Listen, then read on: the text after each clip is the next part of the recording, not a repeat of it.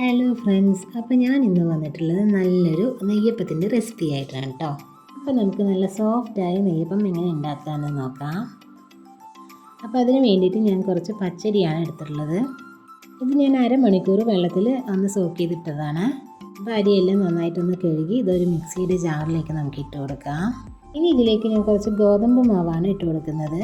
പിന്നെ ഒരു 3-4 പീസ് ഏലക്കായും കൂടി ചേർത്ത് കൊടുക്കുന്നുണ്ട്. ഇനി വേണ്ടത് ആവശ്യത്തിനനുസരിച്ചുള്ള മധുരം കൂടെയാണ്. അപ്പോൾ അതിന് വേണ്ടി ഞാൻ കുറച്ച് ശർക്കര പാനി ഒഴിച്ചു കൊടുക്കുന്നുണ്ട്. ഇനി ഇതിലേക്ക് ഒരു നുള്ളു ഉപ്പ് കൂടെ ഇട്ട് കൊടുത്ത ശേഷം നമുക്ക് നല്ല തിക്കായിട്ട് ഇതൊന്ന് അരച്ചെടുക്കാം.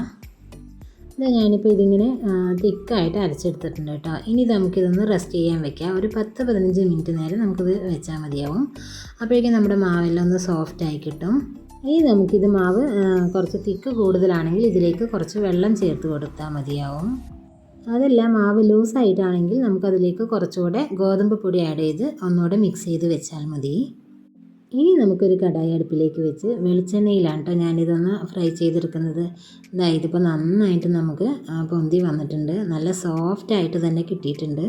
അപ്പോൾ ഞാനിതിലേക്ക് എള്ളൊന്നും ചേർത്ത് കൊടുത്തിട്ടില്ല. എൻ്റെ കയ്യിൽ എള്ളുണ്ടായിരുന്നില്ല. അപ്പോൾ നിങ്ങളുടെ കയ്യിൽ കറുത്ത എള്ളുണ്ടെങ്കിൽ അതോടെ ഒന്ന് ചേർത്ത് കൊടുക്കാം. അപ്പോൾ കുറച്ചുകൂടെ നന്നായിട്ടുണ്ടാവും.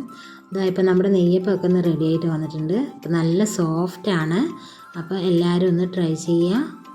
അപ്പോൾ ഇന്നത്തെ വീഡിയോ ഇഷ്ടപ്പെട്ടിട്ടുണ്ടെങ്കിൽ ഒന്ന് ലൈക്ക് ചെയ്യാനും ഷെയർ ചെയ്യാനും മറക്കല്ലേ. ഇതുവരെയും സബ്സ്ക്രൈബ് ചെയ്യാത്തവരുണ്ടെങ്കിൽ ഒന്ന് സബ്സ്ക്രൈബ് ചെയ്ത് സപ്പോർട്ട് ചെയ്യണേ. അപ്പോൾ ഇനി അടുത്തൊരു വീഡിയോ ആയിട്ട് വരാം. ബൈ.